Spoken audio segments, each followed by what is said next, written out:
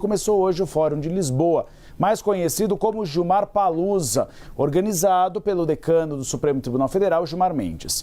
Neste ano, a inteligência artificial e a democracia estão no foco das discussões.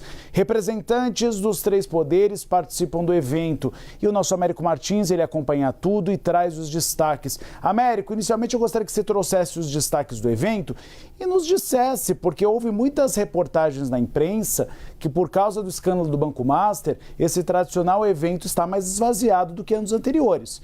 Conta pra gente se você notou esse esvaziamento, Américo.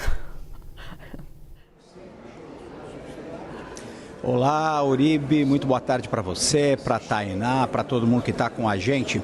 Eu notei esse esvaziamento sim, Uribe, especialmente no número de autoridades brasileiras presentes aqui nesse evento. Essa é a terceira vez que eu venho fazer a cobertura do Fórum de Lisboa. É um evento que vem crescendo, na verdade, a cada ano. Hoje ele tem mais de 15 países representados por aqui.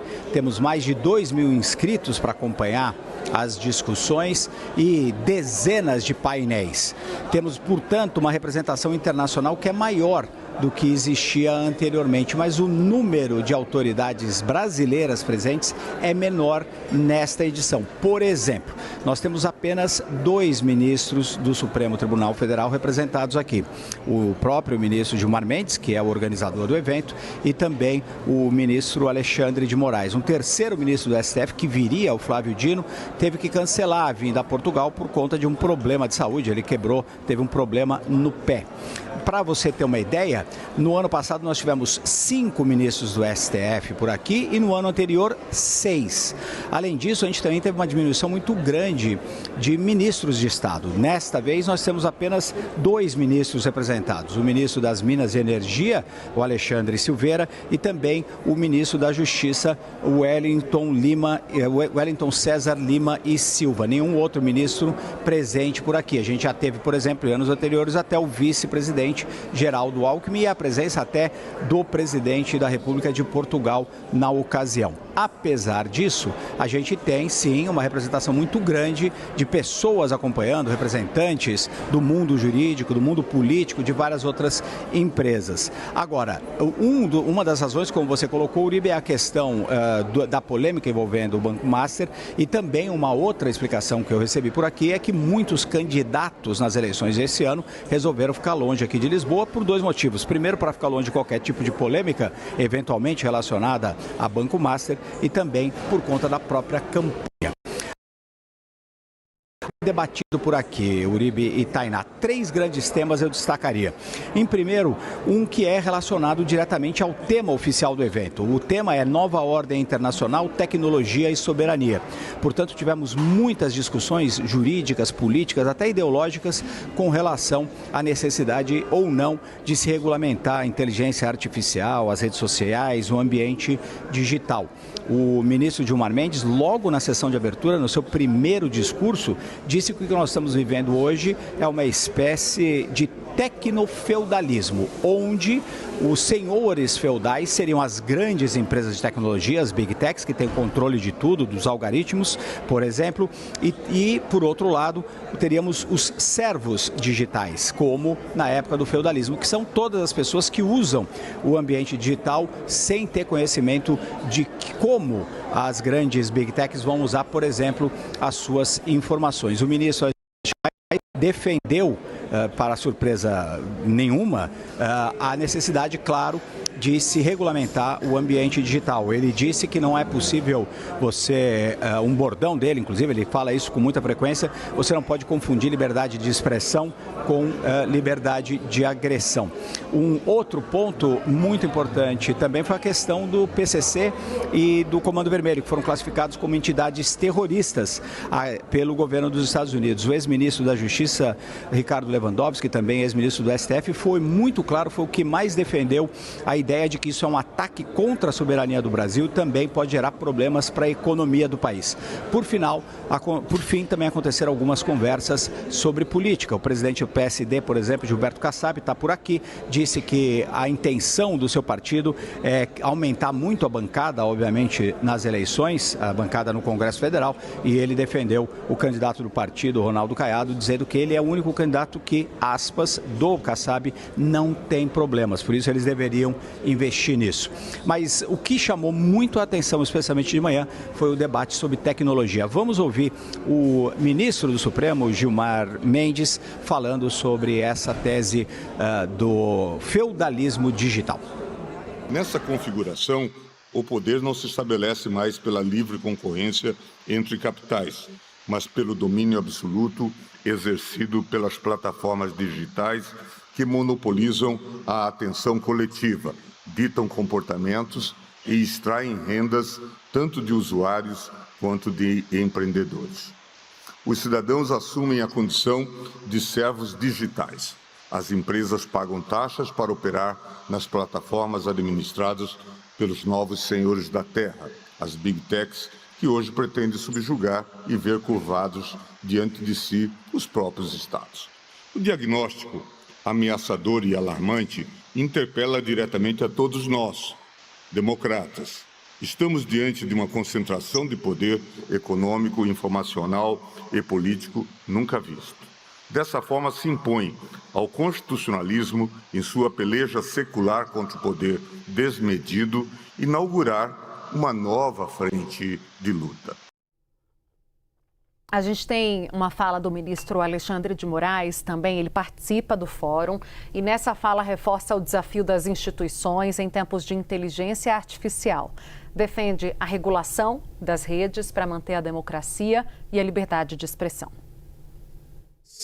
De que há regulamentação no mundo, nenhuma atividade econômica que impacta bilhões de pessoas deixou de ser regulamentada, há necessidade de uma regulamentação que preserve a liberdade de imprensa, preserve a liberdade de expressão, mas preserve também a democracia e preserve a dignidade da pessoa.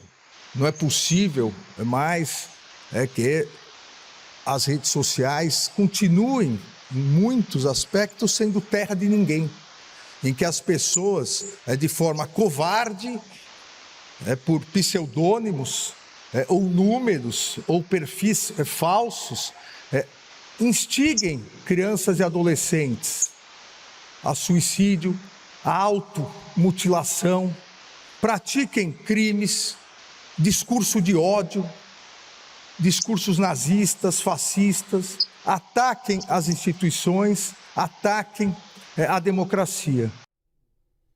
Quem também participou do Fórum de Lisboa foi o ex-presidente Michel Temer. Durante entrevista ao Américo Martins, nosso correspondente, ele falou sobre os Estados Unidos terem classificado o primeiro Comando da Capital e o Comando Vermelho como movimentos terroristas. Para Temer, a decisão não interfere na soberania brasileira.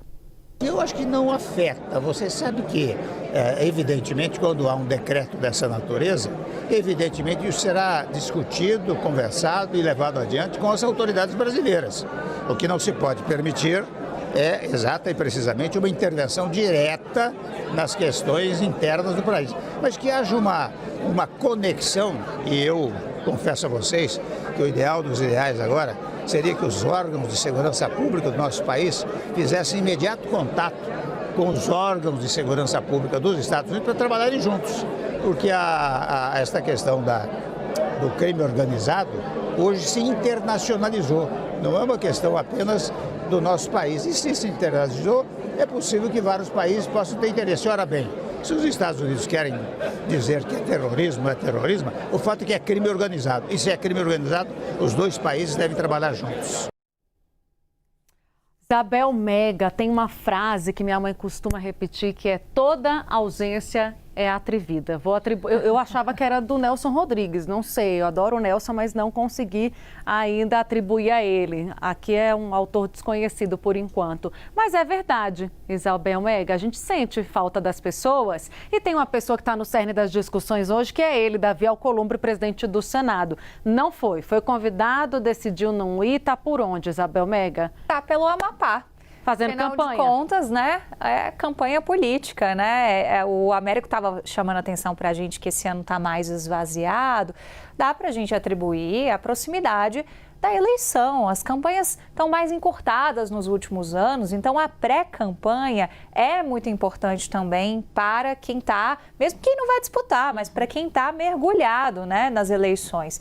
E Davi Alcolumbre é esse personagem que ganha ainda mais importância, sobretudo da gente pensar em termos de pauta no Congresso Nacional. As principais pautas agora estão do lado dele no Salão Azul. E a pressão que ia ser em cima dele, né, Isabel? Porque a gente sabe que é isso, né? Toda hora essas autoridades lá no evento estão sendo questionados pelos jornalistas, é muito fácil de circular e de encontrá-los. Então, é claro, tem uma estratégia ali também de submergir um pouco, até porque não bateu o martelo sobre como é que vai lidar com essa agenda ainda. Vai decidir tudo amanhã em reunião de líderes. Melhor silenciar um pouco, né, Isabel? Azeitar junto com os seus antes de levar a palavra adiante, tomar para si. E, Tainá, priorizar a agenda no Estado, né? Porque aí, se Davi Alcolumbre não ia para essa agenda em Lisboa, com essa transferência momentânea de parte da República, onde estaria Davi Alcolumbre? Eu e Luciana fomos apurar, então já te contei que ele fica no Amapá, mas olha que curioso, ele está participando hoje de um ato do Ministério das Comunicações, então um ato do governo federal. Aí não muda de figura. Não tem Lula no ato, tá? Vamos deixar bem claro. Mas é um ato do governo federal e a gente sabe que na política a gente sempre tem aquelas sinalizações ali de opa, parece que está voltando. Por que isso é importante? Porque ficou no ar desde a semana passada toda essa possibilidade, essa busca de interlocutores do presidente Lula para estreitarem os laços novamente e fazerem o encontro acontecer entre Lula e Davi Alcolumbre. Então, Davi Alcolumbre, a gente já contou aqui, está cansado de ficar recebendo esse recado via intermediários, que é que o próprio Lula pegue o telefone e ligue para ele e faça o convite. Mas tem se mostrado até propenso a fazer com que a parte dele seja cumprida. Do outro lado, a avaliação de governistas é que o presidente Lula agora também está querendo fazer esse encontro com o Davi Alcolumbre. Então é interessante a gente ver quais são os acenos que vão sendo dados, né? Ele está priorizando a agenda aqui, de certa maneira, está com um ambiente um pouco mais propenso a se reunir com o presidente Lula. Teve uma fonte que me falou assim, olha, isso aí, essa celeuma, essa novela do encontro dos dois, tá uma guerra de vaidades. Porque tá assim, quem liga primeiro pra quem? Não sabe? Sei, não vou ligar. Sabe quando você tá brigado com alguém, você não quer dar o primeiro passo de chegar e pegar o... Eu não tenho problema nenhum em falar com ele, sabe? Se ele me ligar, eu tô aqui. Isso, então é uma espécie de guerra de vaidades, acho que a expressão foi bem aplicada. Precisar um do outro aí pra destravar essa agenda. Vão precisar um do outro e como as sinalizações estão dadas, se espera que isso possa se desenrolar, até porque tem a discussão da PEC do fim da jornada 6x1, tem outras pautas lá no Senado que são de interesse do governo e o que Davi tem demonstrado é que ainda está hesitante se vai destravar essas agendas ou não. O Palácio do Planalto não está confiando tanto assim que ele possa, por exemplo, destravar redata, destravar a PEC da segurança pública, até aqui nenhuma sinalização concreta. Então, fica uma espécie ali de ambiente com muitas dúvidas ainda no ar, que só um tete-a-tete dos dois poderia resolver. Nada de interlocutor.